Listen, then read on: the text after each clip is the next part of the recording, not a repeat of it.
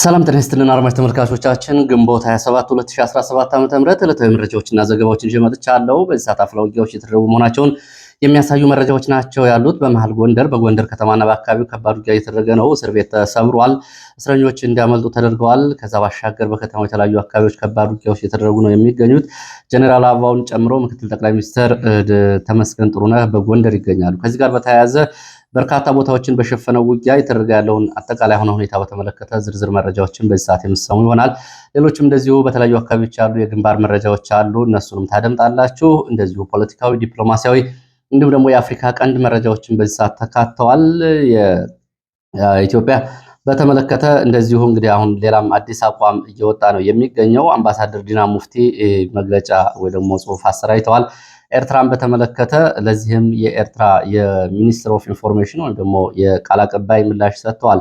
ይህንን ጨምሮ የተለያዩ መረጃዎችን በዚህ ሰዓት አሰናድቻለሁ። እየተከታተላችሁ አብራችሁ እንድትቆዩ ነው በአክብሮት የምጋብዛችሁ። የብልጽግና አመራሮች ታስረዋል። እንደዚሁም ደግሞ ከተማ ባለስልጣናትም እንደዚሁ ግድያ ተፈጽሞባቸዋል። እነዚህ መረጃዎች በዚህ ሰዓት አካትቻለሁ።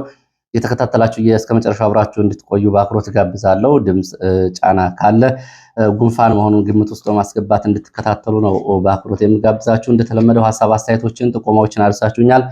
አሁንም እንድታደርሱኝ ነው ጥቆማ@gmail.com በዲስክሪፕሽን ላይ በተገለጸው የኢሜል አድራሻ እንዲሁም ደግሞ በቴሌግራም፣ በዋትስአፕ፣ በሜሴንጀር መልእክቶችን እያደረሳችሁ ስለሆነ በእጅጉ አመሰግናለሁ። በጠቅላይ ሚኒስትር ጽሕፈት ቤት እንደዚሁ ከባድ ውጥረት ተፈጥሯል። በጠቅላይ ሚኒስትሩ ጽሕፈት ቤት የተፈጠረው ከባድ ውጥረት ምንድን ነው? በዚህ ሰዓት ከምሰሟቸው መረጃዎች መካከል የተካተተ መረጃ ነው። በመጀመሪያ ካደረሳችሁኝ አስተያየቶች መካከል የተወሰኑትን ላቅርብና ወደ መረጃዎቹ እሄዳለሁ። ያደረሳችሁኝ መልእክቶች ያው መረጃም የሚሆኑ ናቸው። ያው እንደ መልእክት ላቅርባቸው። ከመልእክቶቻችሁ መካከል በመከላከያና በፋኖ መካከል በሚደረግ ትግል አርሶ አደሩ ነፃ ማድረግ አለበት። ትግሉ አርሶ አደሩን በቀጥታም ሆነ በተዘዋዋሪ ተጎጅ ማድረግ የለበትም። በሁለቱም በኩል የሚደረገው ትግል የሚል አስተያየት ደርሶኛል። ይህንን በተመለከተ መከላከያም ፋኖም ራሳቸውን ችለው ነው መዋጋት ያለባቸው። የፋኖ ደጋፊ ናችሁ በሚል መከላከያ በአርሶ አደሮቹ ላይ ከፍተኛ ግፍና በደል ይፈጽማል። በርካታ አርሶ አደሮች ተጨፍጭፈዋል። ፋኖዎቹም እንደዚሁ የሚጠይቁት ከአቅምን ያላገናዘበ መዋጮዎች አሉ። በዚህ ምክንያትም እንደዚሁ ጫና ውስጥ ገብተዋል። ስለዚህ ይህንን ግምት ውስጥ ባስገባ መንገድ ጦርነቱ የጦር ወንጀልን ታሳቢ ያላደረገ መሆን አለበት። በመሃል አርሶ አደሩ ከባድ ጫና ውስጥ ከቶታል። በተለይ ጦር መሳሪያ ያላቸው አርሶ አደሮች በዚህ በኩል ከፍተኛ ጫና እየደረሰባቸው ነው የሚገኘው። በሁለቱም በኩል ይሄ ግምት ውስጥ በመግባት በውጊያው ላይ አርሶ አደሩን ራሱ የትግል ወይ ደግሞ የውጊያ ቦታ ማድረግ የመጋሻ ማድረግ መቆም አለበት የሚል አስተያየት አድርሳችሁኛል። አመሰግናለሁ። ትክክል ነው። ዓለም አቀፍ የጦር ወንጀልም ነው። እነዚህ ንጹሐንን እንደ ጦር ጋሻ መጠቀም ማንም ራሱን ችሎ ነው መዋጋት ያለበት። ሌላው ከአዊ ዞን የመጣ መረጃ ነው። እንደ አስተያየትም መልእክትም ነው። በአዊ ዞን የሚገኘው አድማስ ዩኒየን ተብሎ የሚጠራው የማህበራት ስብስብ የሆነው ዩኒየን 15 ሚሊዮን ብር ያለ አባላቱ ፈቃድ ለሚሊሻ ሰጥቷል ነው የተባለው። ለሚሊሻ አጠቃላይ ለዘመቻ ለሚንቀሳቀሱ ሚሊሻዎች 15 ሚሊዮን ብር ስፖንሰር አድርጓል። ይሄ ከፍተኛ ቁጣ ፈጥሯል በአባላቱ ላይ።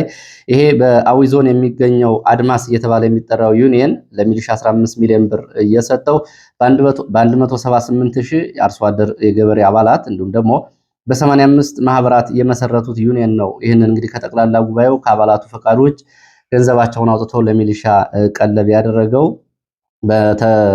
ሪፖርት ሲቀርብ ተገኝቼ ነበር የሚሉት የመረጃ ምንጭ ይህንን ለመጠየቅ ፈልገን ነበር። ለህይወትህ ብታስብለት መልካም ነው፣ ችግር ይገጥመሃል በሚል ይህን ጥያቄ ሳላቀርበው ቀረው። በሚዲያ ይጋለጥና አርሶ አደሮች ንብረታቸው ሀብታቸው ለዘመቻ እየዋለና በዚህ ጉዳይ ላይ ደግሞ ተጠያቂ መሆን ያለባቸው አካላት ተጠያቂ እንዲሆኑ ማህበራቶቹ እየወቁት በሚል ነው መረጃውን ያደረሱኝ። አመሰግናለሁ።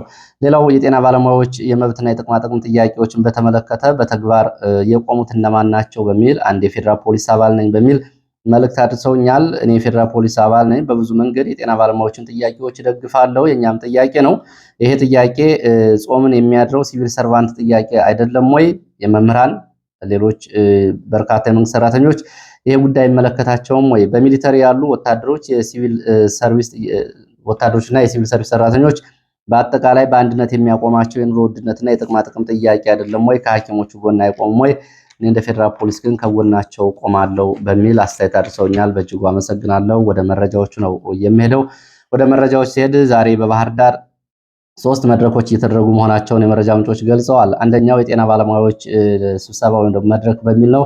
ሁለተኛው የትምህርት ባለሙያዎች መድረክ የሚል ነው። ሶስተኛው ደግሞ የነጋዴዎች መድረክ በሚል ነው። ከወረዳና ከቀበሌ ጀምሮ የተመለመሉ ተሳታፊዎች ይገኙበታል በተባሉ ስብሰባዎች በመከላከያ እጀባ ተሳታፊዎቹ ከተለያዩ ገጠራማ ወረዳዎች ወደ ባህር ዳር ገብተዋል ብለዋል። ዝርዝር መረጃዎችን ከሰዓት በኋላ ስብሰባዎቹ ሲጠናቀቁ ወይም ደግሞ በምሳ ሰዓት የሚደርሱ መረጃዎችን ወደ እናንተ የማደርስ ይሆናል። ይህ እንግዲህ በተለይ በወቅታዊ ጉዳይ የጤና ባለሙያዎቹ መምህራንን በተመለከተ ለብልጽግና ተወካዮች ኦሪንቴሽን ወይ ደግሞ ግንዛቤ ለመስጠት እንደሆነ የታለመ ቢሆንም ዝርዝር አጀንዳዎች ግን በስብሰባው ሲቀርቡ ወደ እናንተ የሚደርሱ ይሆናሉ። ከስብሰባዎች ጋር በተያያዘ በአዲስ አበባ እንደዚሁ ትናንትና ስብሰባ ነበር ይላሉ ተሳታፊዎች። ስብሰባው የመንግስት ሰራተኛው በወቅታዊ ጉዳይ ዙሪያ እናወያይ በሚል የብልጽግና ባለስልጣናት የጠሩት ስብሰባ ነበር። የብልጽግና ቱርፋቶች በሚል አንደኛው አጀንዳ፣ ሁለተኛው ደግሞ የሲቪል ሰርቫንቱ ሚና አሁናዊ ሚናው እንግዲህ ለኢትዮጵያ በሚል የቀረቡ ሀሳቦች ናቸው። የሲቪል ሰርቫንቱ ሚና በሚል በሁለት አጀንዳዎች የቀረበው ጉዳይ ሌሎች ሳይሳተፉበት የብልጽግና አባላት የሆኑ ብቻ አጀንዳው ላይ ድጋፋቸውን ሰጥተው አልቋል ነው የሚሉት። በዚህ ስብሰባ የመድረክ መሪዎች ሁለት እስክሪብቶዎችን ይዘው ነበር አስተያየት ሲቀበሉ የነበረው። ቀይና ሰማያዊ እስክሪብቶ ይዘው ነበረ። በቀይ እስክሪብቶ የሚጽፉት ያልተመቻቸውን ሀሳብ ነው። በሰማያዊ እስክሪብቶ ደግሞ ሲጽፉ የነበረው ደግሞ የብልጽግና ደጋፊዎችን ሀሳብ ነው። በዚህ መንገድ እንግዲህ ለመያዝ ሞክረው ነበር። አብዛኛው ሰራተኛ ዝምታን መርጧል። መፍትሄ የለም በሚል እንግዲህ ለመንግስት ሰራተኛው በአዲስ አበባ የተደረጉትን ጥቅማ ጥቅሞች ለማሳየት ሞክረዋል። እንግዲህ በትራንስፖርት እዚህ ግባ የማይባል የገንዘብ ጭማሪ እንዲሁም ደግሞ የሰራተኛውን የኑሮ ሁኔታ ለማሻሻል አድርገናቸው ያሏቸው ጉዳዮች ቢኖሩም ተጨባጭነት ስለሌላቸው ብዙዎቹ አስተያየት አልሰጡም። ቀድሞ ተልዕኮ ተሰጥቷቸው የነበሩ የብልጽግና አባላት በስብሰባው ላይ ብልጽግናን የሚደግፉ አስተያየቶችን፣ ሀሳቦችን በማቅረብ ስብሰባዎቹ ተጠናቀዋል። ከዚህ የተረዳሁት ይላሉ አንድ ተሳታፊ የተፈራው የመንግስት ሰራተኞች አመፅ እንዲሁም ደግሞ የኑሮ ውድነቱን ተከትሎ በከተማ የህዝብ ጥያቄ የፈጠረው ጫና እንደሆነ ለመገንዘብ ችያለሁ ብለዋል። በእጅጉ አመሰግናለሁ ስለመረጃው። ወደ ሌሎች መረጃዎች እሄዳለሁ። እናት ፓርቲ የታየ ደንዳን መታሰር በተመለከተ ያለምንም ቅድመ ሁኔታ እንዲፈታና እንዲለቀቅ ጠይቋል።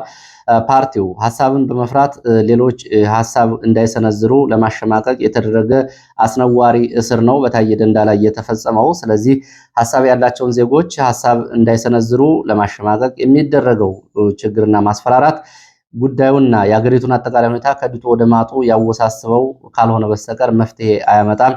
ስለዚህ ታየ ደንዳ በአስቸኳይ እንዲፈቱ እንጠይቃለን ብሏል እናት ፓርቲ። ታየ ደንዳን በተመለከተ ትላንትና ጠበቆቻቸው በሌሉበት በድብቅ ፍርድ ቤት ቀርበው ነበር ተብሏል።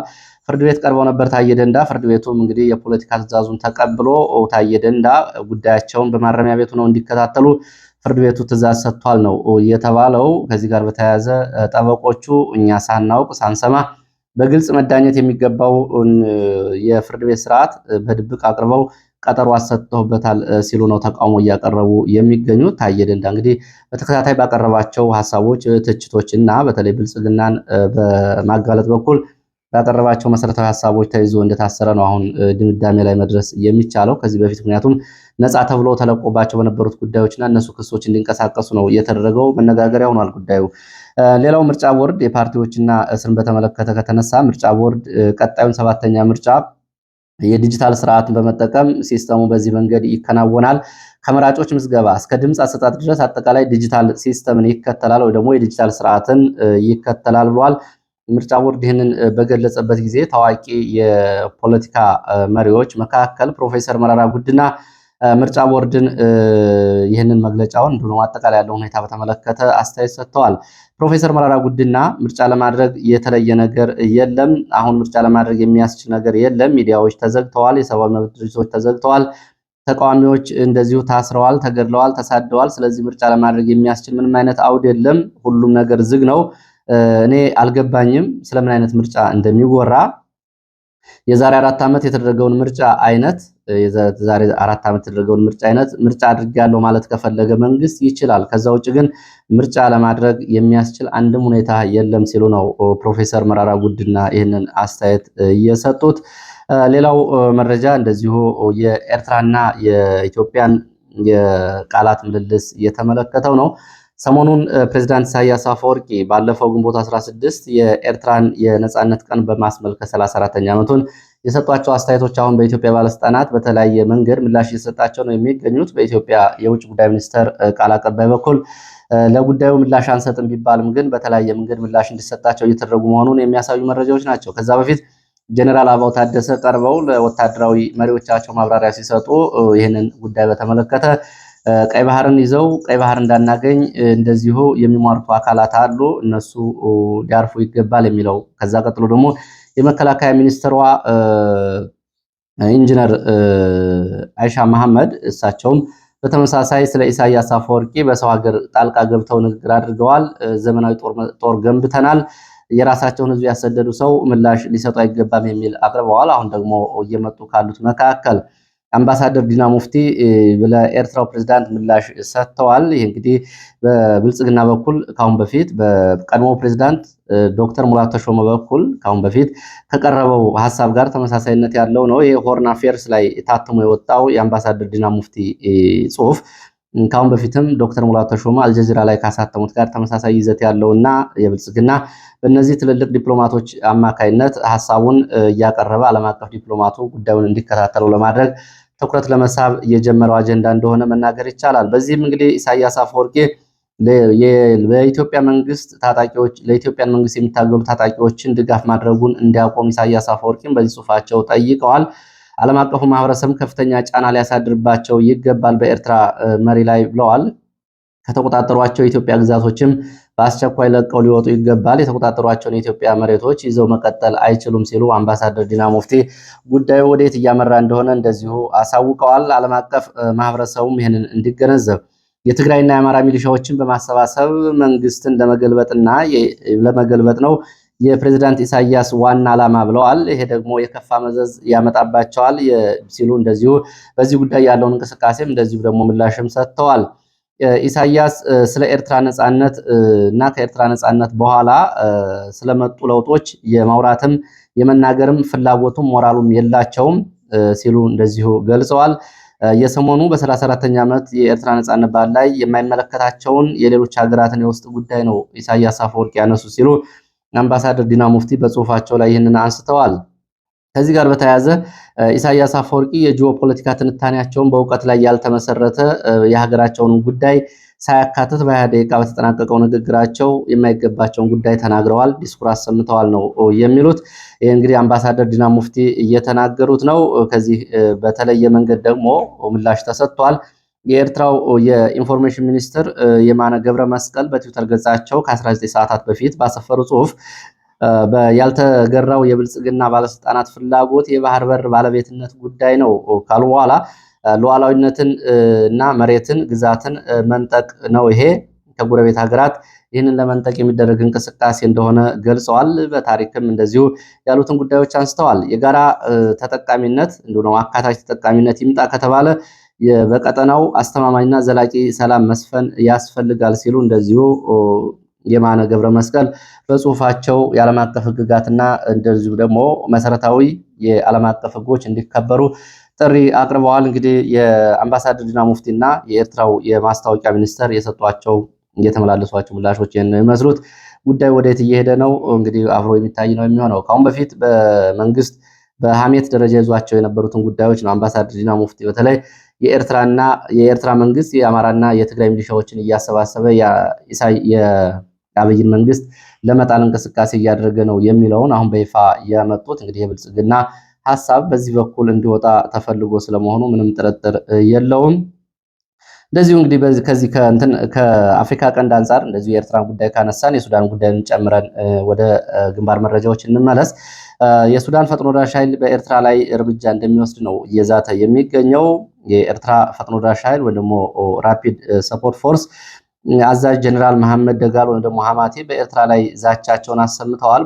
በሱዳን የውስጥ ጉዳይ እጃቸውን አስገብተዋል ኤርትራ እና የኤርትራው ፕሬዝዳንት። ስለሆነም በኤርትራ ላይ የማያዳግም እርምጃ እንወስዳለን፣ በሱዳን ሀገርን በመድፈር በሰራዊቱ ላይ ባደረሱ ጉዳት የአስፈላጊውን ዋጋ እንዲከፍሉ እናደርጋለን ሲሉ ግብፅንም ጨምረው አስጠንቅቀዋል። እንግዲህ አቅም አላቸው ወይ የሚለው ጉዳይ አብሮ የሚታይ ቢሆንም ይህንን በተመለከተ ይህንን ብለዋል። ሌላው ሱዳናውያን ሰሞኑን የአምባሳደር ሬድዋን ሁሴን እና የጌታቸው ረዳን የሱዳንን ጉብኝት ወይም ደግሞ በፖርት ሱዳን በመገኘት የጠቅላይ ሚኒስትር አብይ አህመድን መልእክት አድርሰዋል የሚለውን በተመለከተ አንዳንድ የሱዳን ዲፕሎማቶች እና የቀድሞ ታዋቂ የሱዳን መንግስት ባለስልጣናት አስተያየት እየሰጡ ነው የሚገኙት። ሱዳናውያኑ እያነሱት ያለው ሀሳብ ምንድን ነው? በአብይ አህመድ አሁን የዩናይትድ አረብ ኤሚሬትስ ወይም ደግሞ የኤሚሬትስ ጉዳይ አስፈጻሚ ነው። ዲፕሎማሲያዊ ግንኙነቱ የሚያመጣው የደህንነት ጉዳይም ከዚህ አንጻር ነው መገምገም ያለባቸው። አብይ አህመድ የላኩት መልእክት የእሳቸው ነው ወይስ ደግሞ ጉዳያቸውን የሚያስፈጽሙት የዩናይትድ አረብ ኤሚሬትስ ነው ወይ? ይህ ሊገመገም ይገባል። ከወቅታዊ የጦርነቱ ደህንነት አንጻርም ይሄ ዲፕሎማሲያዊ ግንኙነት መታየት አለበት በሚል እንግዲህ ዩናይትድ አረብ ኤሚሬትስ በሱዳን ጦርነት ፈጥኖ ደራሽ ኃይሉን በመደገፍ እያደረሰች ያለችውን ጉዳት ተከትሎ ሱዳን ከአረብ ኤሚሬትስ ጋር አጠቃላይ ዲፕሎማሲያዊ ግንኙነቷን አቋርጣለች። በዓለም አቀፍ የወንጀል ፍርድ ቤትም ከሳታለች። በዘር ማጥፋት በዳርፉር ቀጠና ለደረሰው የንጹሐን ጭፍጨፋ አረብ ኤሚሬትስ ተጠያቂ ነች በሚል ሱዳን ከሳለች። አሁን የአረብ ኤሚሬትስና የአብይ አህመድ ግንኙነት ለሱዳን ምን ይዞ ይመጣል በሚል ነው ትችት እያቀረቡ የሚገኙት። ወደ ሌሎች መረጃዎች ነው የሚሄደው። ወደ ሌሎች መረጃዎች ሲሄድ ወደ ጃዊ የሚወስደን መረጃ ላስከትል። በአዊ ዞን ጃዊ ቡሪጅራ ተብሎ በሚጠራ አካባቢ ውጊያ ተደርጓል። በሳምንት ለሁለተኛ ጊዜ በተደረገው ውጊያ ወደ ፋኖ ይዞታዎች ከዘለቁት የመንግስት ወታደሮች ጋር ነው ውጊያ የተደረገው የሚሉት የመረጃ ምንጮቹ። በዚህ ውጊያ የደረሰው ጉዳት አልታወቀም። ውጊያው ትላንትና ነው ሲደረግ የዋለው። የመጀመሪያው አድማ ብተናና ሚሊሻ ወደ አካባቢው እንዲገባ ተደረገ። ይህንን ተከትሎ ደግሞ ተጨማሪ የመከላከያ ኃይል በመካናይዝድ ወደ አካባቢው ከገባ በኋላ ነው ለረጅም ሰዓታት የፈጀ ውጊያ የተደረገው። በደረሰውን ጉዳት ለማረጋገጥ ግን አልተቻለም። እንደዚሁ አቸፈር አካባቢ፣ ዳና ማርያም፣ ድልሸት፣ አማሪ ተብሎ በሚጠሩ አካባቢዎችም እንደዚሁ በአራት አቅጣጫዎች ከተንቀሳቀሰ የመንግስት ኃይል ጋር እና እንዲሁ ደግሞ የፋኖ ይዞታዎችና ቀጠናዎችን ለመክበብ እንዲሁ ደግሞ ለመቆጣጠር ከገባ የመንግስት ኃይል ጋርም እንደዚሁ ብርቱ ውጊያ ተደርጓል ተብሏል። በዚህ ብርቱ ውጊያ ከፍተኛ ሰብአዊ፣ ቁሳዊ ጉዳት ደርሷል ተብሏል። የደረሰው ጉዳት በዝርዝር አልታወቀም የሚሉት የመረጃ ምንጮች የመረጃ ምንጮች የመንግስት ወታደሮች ግን አካባቢውን ለቀው ወጥተዋል ከውጊያው በኋላ ሲሉ ነው የገለጹት። ወደ ደቡብ ጎንደር ብናት ስንሄድ ብናት በተለይ መናመቀጠዋ ቀጠና አጃና መልዛ ተብሎ የሚጠሩ አካባቢዎች እንደዚሁ ውጊያ ሲደረጉ ዋል። በትላንትናው ዕለት በእነዚህ አካባቢዎች የመንግስት ኃይሎች መንቀሳቀሳቸውን ተከትሎ ፋኖ ያጸፋ ምላሽ በመስጠቱ ነው ውጊያ ሲደረግ የነበረው። በዚህ ውጊያ የደረሰው ዝርዝር ጉዳት አልታወቀም ነው የተባለው። ሌላው ከስምሪት ቀጠና የሚወጡ የመንግስት ወታደሮች ቁጥራቸው ጨምሯል። በየጊዜው እንግዲህ ከሚሊሻ አድማ ብተና፣ ከመከላከያ የተለያዩ አደረጃጀቶች መካናይዝድ እና እንዲሁም ደግሞ የሬዲዮና ኦፕሬተር ክፍል ጭምር በርካታ የመንግስት ወታደሮች ወደ ፋኖ እየተቀላቀሉ ነው የሚገኙት። ብልጽግናም በአንጻሩ የፋኖ አባላት እጅ እየሰጡ ነው የሚል ተደጋጋሚ ሚዲያ ላይ ዘገባ እየሰራ ነው የሚገኘው። በትላንትናው ዕለት እንደዚሁ የመከላከያ ከፍተኛ መኮንን የሆኑ ከስምሪት ቀጠናቸው መውጣት ፋኖን ተቀላቅለዋል። የምዕራብ ዕዝ 5ኛ መካናይዝድ የመድፍና የቢኤም ክፍል አስተኳሽና ኃላፊ የነበሩ ሰው ናቸው እስከነ ሙሉ ማድረጋቸው ፋኖን የተቀላቀሉት ሲሉ የመረጃ ምንጮቹ ይህንን አድርሰዋል። ሌላው አዲስ ቅዳም እንደዚሁ አዊ ዞን አዲስ ቅዳም ከተማ ምሽት 3 ሰዓት ላይ ትናንትና ድንገተኛ ጥቃት ተፈጽሟል። በተፈጸመው ድንገተኛ ጥቃት የደረሰው ጉዳት አልታወቀም የሚሉት የመረጃ ምንጮቹ በሚሊሻ አባላት ላይ ነው የድንገተኛ ጥቃት የተፈጸመው። እዚሁ ወረዳ አሸዋ ቀበሌ ተብሎ የሚጠራ አካባቢ ንጹሃን በአድማ ብተና አባላት ተገድለዋል ተብሏል። የ60 ዓመት ሽማግሌዎችን ጨምሮ ንጹሃን የተገደሉት በመኖሪያ ቤታቸው ውስጥ ተቀምጠው በነበረበት ሰላማዊ እንቅስቃሴ እያከናወኑ በነበረበት ጊዜ ነው። የአድማ ብተና አባላት እነዚህን የአካባቢ ሰዎችን የገደሏቸው ከስምሪት ቀጠናቸው በመውጣት የከዱ የአድማ ብተና አባላትን ኑ አብራችሁ አፋልጉን በሚል ምክንያት እንደሆነ የመረጃ ምንጮቹ ይህንን ገልጸዋል። ወደ ሌላው ትናንትና ብርቱ ውጊያ ሲደረግባቸው ከዋሉት አካባቢዎች መካከል ባሶ ሊበን ይገኝበታል። ምስራቅ ጎጃም እንዲሁም ደግሞ ስናን ወረዳም እንደዚሁ ይገኙበታል። በተለይ ስናን ወረዳ አካባቢ በነበረው ውጊያ ከደብረ ማርቆስ ወደ ሮብ ገበያ አካባቢ ለወታደራዊ እንቅስቃሴ ስምሪት ላይ የነበሩ የመንግስት ወታደሮች ጋር በተደረገው ውጊያ እንደዚሁ ጉዳት ደርሷል ተብሏል። በተለይ የጠድ የደማን በተባሉ ቦታዎች ከባድ ውጊያ ተደርጓል። ከዚህ ባሻገር እንደዚሁ በሮብ ገበያ ከተማ በከተማው የተለያዩ አካባቢዎችም ውጊያዎች ተደርገዋል። በከባድ መሳሪያ የታገዘ ውጊያ ነበር ሲደረግ የዋለው የሚሉት የመረጃ ምንጮቹ ውጊያው ለ6 ሰዓታት እንደቆየም እንደዚሁ ይገልጻሉ። ይህንን ውጊያ በተመለከተ የተለያዩ የመረጃ ምንጮች ፋኖ መረጃ ምንጮችን ጨምሮ የተለያዩ መረጃዎችን እያወጡ ነው የሚገኙት። የአካባቢ ነዋሪዎች ከፍተኛ ሰብአዊ፣ ቁሳዊ ጉዳት ደርሷል፣ የደረሰውን ጉዳት በአሃዛዊ መረጃዎች ማረጋገጥ አልተቻለም ሲሉ የነፍስ ወከፍ መሳሪያዎች በፋኖ እጅ መግባታቸውን ግን እናውቃለን ብለዋል። በርካታ ተተኳሾችም እንደዚሁ የወገብ ትጥቆችን በፋኖ እጅ ገብተዋል ሲሉ በብሔራዊ ኃይሉ የስናን አባጅሜ ክፍለ ጦር ይቅርታ ብርጌድ ቃል አቀባይ መምህር ስሜ ፈንታ ደግሞ እንደ ፋኖ የመረጃ ምንጭ በዚህ ውጊያ ከ149 በላይ የመንግስት ወታደሮች ጉዳት ደርሶባቸዋል፣ ሙትና ቁስለኛ ሆነዋል ሲሉ ነው ይህንን ውጊያ ክብደቱን የገለጹት። ወደ ሌሎች መረጃዎች ስንሄድ ወደ በዛው ምስራቅ ጎጃም ባሶ ሊበን ወረዳ የሚወስደን መረጃ ነው የማስከትለው። በባሶ ሊበን ወረዳ በቁጥጥር ስር የዋሉት የወረዳው አመራሮች ብዛት 6 ደርሷል ተብሏል። የወረዳ አመራሮቹ በቁጥጥር ስር የዋሉት በተለያዩ ምክንያቶች እንደሆነ የሚገልጹት የመረጃ ምንጮች የወረዳው አስተዳዳሪን አቶ ማስተዋልን ጨምሮ የብልጽግና ጽሕፈት ቤት ኃላፊ፣ የሰላምና ደህንነት ኃላፊ እና ሌሎች 3 የወረዳው የብልጽግና ባለስልጣናት በቁጥጥር ስር ውለዋል። ሁለቱ ደብረ ማርቆስ፣ ሌሎቹ ደግሞ እዛው ወረዳው አካባቢ ነው በቁጥጥር የዋሉት በመከላከያ ተብሏል። አመራሮቹ ሁለት ውንጀላ ነው እየቀረበባቸው የሚገኘው። አንደኛው ከፋኖ ጋር በተለያየ መንገድ ግንኙነት አላችሁ በሚል እና በአካባቢው በመከላከያ ላደረሱ ጉዳቶች ተጠያቂ ናቸው የሚል ሲሆን፣ ሁለተኛው ግን በቀጥታ በሙስናና በዝርፊያ የቀረበባቸው ክስ ነው የሚሉት የመረጃ ምንጮች በወረዳው አስተዳዳሪ አንድ የሂሳብ አካውንት ባንክ ላይ ባለ ሂሳብ አካውንት ቁጥር ብቻ ከ11 ሚሊዮን ብር በላይ ተገኝቷል። የአንድ ወረዳ አስተዳዳሪ ደሞዝ ይታወቃል። በአንድ ወረዳ አስተዳዳሪ በአንድ አካውንት ላይ ይህን ያክል ሚሊዮን ገንዘብ የተገኘው ገንዘቡ መነሻው ምንድን ነው? በማህበረሰቡ ላይ ከተፈጸሙ ዝርፊያዎች እንዲሁም ደግሞ ዝርፊያን ከሚያስተባብሩ አካላት ጋር በነበራቸው ጥምረት እንደሆነ የሚገልጹት የመረጃ ምንጮቹ በብልጽግና ተስፋ በመቁረጥ እነዚህ አመራሮች ወደ ደቡብ ኢትዮጵያና ወደ አዲስ አበባ ለመጥፋት እንቅስቃሴ ሲያደርጉ ነው የተያዙት ተብሏል። ደብረ ማርቆስ እና ባሶ ሊበን ወረዳ የተያዙትን እንግዲህ ከዚህ ጋር በተያያዘ ትላንትናም 3 እንደነበሩ ገልጬ ነበረ የባለስልጣናቱ ቁጥር አሁን 6 ደርሷል። ይህ እንግዲህ ብልጽግና አመራሮቹ ራሱ ባለው ውጊያ መሰላቸት፣ ተስፋ መቁረጥን የሚያሳይ ነው ተብሏል። ሌላው መረጃችን በጠቅላይ ሚኒስትር ጽሕፈት ቤት ከባድ ውጥረት ተፈጥሯል የሚል መረጃ ነው። በጠቅላይ ሚኒስትር ቢሮ የተለያዩ የኤሌክትሮኒክስ መሳሪያዎችና ዲቫይሶች ተገኝተዋል።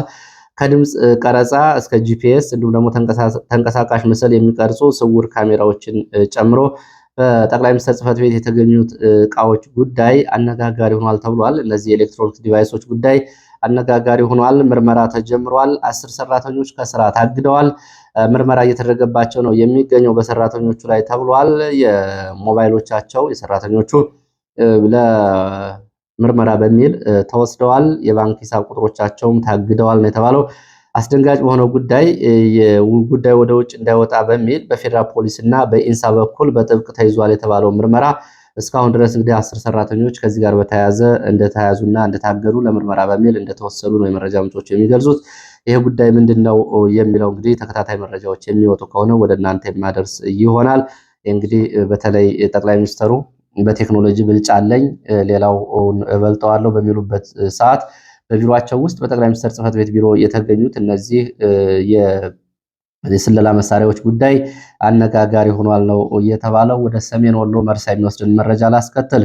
በሰሜን ወሎ መርሳ ከተማ ባለስልጣናት ተገድለዋል ተብሏል። ትላንትና አመሻሽ 1 ሰዓት ተኩል አካባቢ ግንቦት 26 2017 ዓ.ም የተገደሉት አመራር የመርሳ ከተማ የመዘጋጃ ኃላፊ እንደሆኑ ይገልጻሉ የመረጃ ምንጮቹ። ግድያው የተፈጸመው ምሽት 1 ሰዓት ተኩል አካባቢ ጥሩ ወርቅ ሆቴል ተብሎ የሚጠራ አካባቢ ነው። ከዚሁ ከመዘጋጃ ቤት ኃላፊው ጋር ሌላ እንደዚሁ በስም ያልታወቁ ሌላ የከተማ አስተዳደሩ ባለስልጣንም ተገድለዋል ተብሏል። ሌላ 3ኛ ሰው ቆስሎ ሆስፒታል ገብቷል ብለዋል። ትናንትና ግድያ የተፈጸመባቸው የመርሳ ከተማ መዘጋጃ ቤት ኃላፊ ሙሉጌታ አስማማው ይባላሉ የሚሉት የመረጃ ምንጮቹ ይህንን ተከትሎ የከተማ አስተዳደሩ የብልጽግና ባለስልጣናት በአንድ ቢሮ ውስጥ በመግባት መከላከያ ልዩ ኮማንዶ እየተጠበቁ ነው ያደሩት ሲሉ ገልጸዋል። በመርሳ ከተማ አስተዳደር ህንፃ ውስጥ በመግባት ሁሉም አመራሮች በመከላከያ ኮማንዶ እየተጠበቁ አድረዋል ብለዋል። ከዚህ ጋር በተያያዘ በብሔራዊ ኃይሉ የአማራ ፋኖ በወሎ ቤት አማራ የልጅ ኢያሱ ኮር ይህንን ኦፕሬሽን ወይም ደግሞ ባለስልጣናት ላይ የተፈጸመውን ግድያ ስለመፈጸሙ እና ከዚህ ጋር በተያያዘ በእርሳና አካባቢው ከአሁን በፊት በርካታ ንጹሐን መገደላቸውን እነዚህ ንጹሐን ደግሞ የተገደሉት በእነዚህ ባለስልጣናት ጥቆማ እንደሆነ ይገልጻል ፋኖ። ሌሎች የመረጃ ምንጮች ግን በከተማው ውስጥ ከመሬት ጋር በተያያዘ እንዲሁ ደግሞ መሬት እደላ ጋር በተያያዘ የመዘጋጃ ቤት ኃላፊው መሬት አልደረሰንም ብለው ባኮረፉ ምናልባት የብልጽግና የጸጥታ ኃይሎች እርምጃ ሳይወሰድባቸው እንዳልቀረ የሚገልጹ አሉ። ጉዳዩ በዚህ ልክ ነው። ባለስልጣኑ ግን ተገድለዋል። ሌላው ዛሬ ከባድ ውጊያ እየተደረገባቸው ካሉት አካባቢዎች ጎንደር ከተማና አካባቢው ይገኛል። ይህንን ዝርዝር መረጃ ይዣለሁ። በመሃል ጎንደር ቀጠናዎች በተለይ ከአዲስ ዘመን እስከ ጎንደር ከተማ ባሉት አካባቢዎች ከባድ ውጊያ እየተደረገ ነው የሚገኘው። ጠዳ በጎንደር ከተማ፣ መገጭ፣ ምንዝሮ፣ ፈንጠር፣ ብራላ አየር ማረፊያ አካባቢ በለሳን ጨምሮ በተለያዩ አካባቢዎች ከዛሬ ማለዳ ጀምሮ ከባድ ውጊያዎች የተደረጉ ነው የሚገኙት። ሌሊቱንም ከባድ ውጊያ ሲደረግባቸው ያደሩ አካባቢዎች ነበሩ። እነዚህ አካባቢዎች የተደረጉ ያሉት ውጊያዎቹ የብልጽግና ባለስልጣናት ዛሬ የኢታማጆር ሹሙ ምክትሉ ጀነራል አበባው ታደሰ፣ ምክትል ጠቅላይ ሚኒስትር ተመስገን ጥሩነህና የአማራ ክልል አስተዳዳሪ አቶ አረጋ ከበደ ወደ ጎንደር ማቅናታቸውን ተከትሎ በአካባቢው የፕሮፓጋንዳ ስራ ለመስራት እየተንቀሳቀሱ ባሉበት ሰዓት ነው ይሄ በርካታ አካባቢዎችን የሸፈነ ውጊያ እየተደረገ ያለው የሚሉት የመረጃ ምንጮቹ። በዚህ አካባቢ ከባድ ውጊያ እየተደረገ ነው። ውጊያውን እያደረገ ያለው ደግሞ ከተመሰረተ ገና አንድ ቀን የሆነው 7 ክፍለ ጦሮችን ያካተተው የአምስተኛ ኮር ወይም ደግሞ ዳግማዊ ቴዎድሮስ ኮር የተለያዩ ክፍለ ጦሮች እንደሆኑ ነው የሚገልጹት። ውጊያው ማክሰኝት፣ ጎንደር፣ ጠዳ፣ ደጎማ፣ በለሳ ድረስ ነው እየተደረገ ያለው። በእነዚህ ውጊያዎችም ከፍተኛ ሰብአዊ፣ ቁሳዊ ጉዳት ደርሷል። በተለይ በጎንደር ዙሪያ ማክሰኝት ከተማ ከባድ ውጊያ ነው የተደረገው የሚሉት የመረጃ ምንጮቹ። ሌሊት በነበረው ውጊያ ፖሊስ ጣቢያው ተሰብሯል። ፖሊስ ጣቢያውን ፋኖ ተቆጣጥሮ ነበረ። በዚህም በርካታ ቁጥር ያላቸው እስረኞች እንዲያመልጡ ተደርጓል። እንደ መረጃ ምንጮቹ 75 እስረኞች እንዲያመልጡ ተደርገዋል። እስር ቤቱ አካባቢ በነበረው ውጊያም እንደዚሁ የፖሊስ አዛዥን ጨምሮ የፖሊስ አባላት ሙትና ቆስለኛ ሆነዋል። የፖሊስ አዛዥም እንደዚሁ ኢንስፔክተር ማዕረግ ያለው እንደዚሁ በውጊያው ተገድሏል። የማክሰኝት ከተማ የጸጥታ ግብረ ኃይል አዛዥም እንደዚሁ ከባድ የአካል ጉዳት ደርሶበት ጎንደር ለሕክምና ገብቷል ተብሏል። ጠዳ ከተማ እንደዚሁ ጎንደር ከተማ አንድ አካል በሆነችው ጠዳ ከተማ መገጭና አካባቢው ከባድ ውጊያ ተደርጓል። በካምፕ ዙሪያ በተደረገው ውጊያ ወታደራዊ ካምፕ እንደዚሁ ተቃጥሏል። ወደ ካምፑ ፋኖ ዘልቆ በመግባት ነው ይህንን ያደረገው። ምሽጎችም ተሰብረዋል። በዚህ የደረሰው ጉዳት አልታወቀም። መከላከያ ግን አሁን የከባድ መሳሪያ አጸፋ ምላሽ እየሰጠ ነው የሚገኘው። እስከዚህ ሰዓት ድረስ ውጊያው ቀጥሏል ነው የተባለው። ጎንደር ከተማ ምስራቃዊ ክፍል ፈንጠር ተብሎ የሚጠራው አካባቢ እስከ አንገረብ ድረስ እንደዚሁ ዛሬ ማለዳ ውጊያ ሲደረግ አርፍዷል። ብልጽግና ጎንደር ሊሰራው ላሰበው ፕሮፓጋንዳ ምላሽ ነው የሚሉት የፋኖ ቃል አቀባይ በለሳ፣ ጉኋላ፣ ደጎማ፣ አርባያ ድረስ እንደዚሁ ውጊያ እየተደረገ ነው። ከጉኋላ ከተማ በተለይ ፋኖ ገብቶ ጥቃት ፈጽሟል። በዚህ በተፈጸመው ጥቃት የደረሰው ጉዳት አልታወቀም። ደጎማ የሚገኘው ወታደራዊ የኮር ማዘዣ በተለይ ከደጎማ ወደ በለሳ፣ ወደ ሊቦ ከምከም፣ ወደ ጎንደር ዙሪያ እንዲሁም ደግሞ እስከ ደንቢያ እስከታች እስከ ጣና ድረስ ማዘዣ ጣቢያ በሆነው አካባቢ እንደዚሁ ከባድ ውጊያ ተደርጓል። ከኮሩ ወደ ተለያዩ አካባቢዎች ተጨማሪ ወታደራዊ እንቅስቃሴ እንዳይደረግ በዚህ አካባቢ የነበረው ውጊያ አስተዋጽኦ አድርጓል። ከአዲስ ዘመን ፍራንስም እንደዚሁ የመንግስት ኃይል እንቅስቃሴ ማድረጉን ተከትሎ በ3 የተለያዩ ቦታዎች እንደዚሁ ፋኖ መንገድ በመዝጋት እንቅስቃሴ እንዲስተጓጉል አድርጓል ነው የሚሉት። የመረጃውን ያደረሱት የኮሩ ቃል አቀባይ ፋኖ በለጠ ሞላ ከዳግማዊ አፄ ቴዎድሮስ የህዝብ ግንኙነት ማለት ነው። ውጊያዎቹ የቀጠሉ ስለሆነና የደረሰው ዝርዝር ጉዳት ገና ስላልተጣራ ዝርዝር ጉዳትና መረጃዎች ሲደርሱ መልሰን ይፋ እናደርጋለን ብለዋል። እንግዲህ በመሃል ጎንደር እየተደረገ ያለው ውጊያ ይህንን ነው የሚመስለው። ለሰዓት ያስኳቸው አጫጭር መረጃዎች፣ የግንባር መረጃዎች እነዚህ ነው የሚመስሉ። ስለተከታተላችሁ በእጅጉ አመሰግናለሁ። በሌላ ተመሳሳይ መርሃ ግብር እስከምንገናኝ መልካም ጊዜ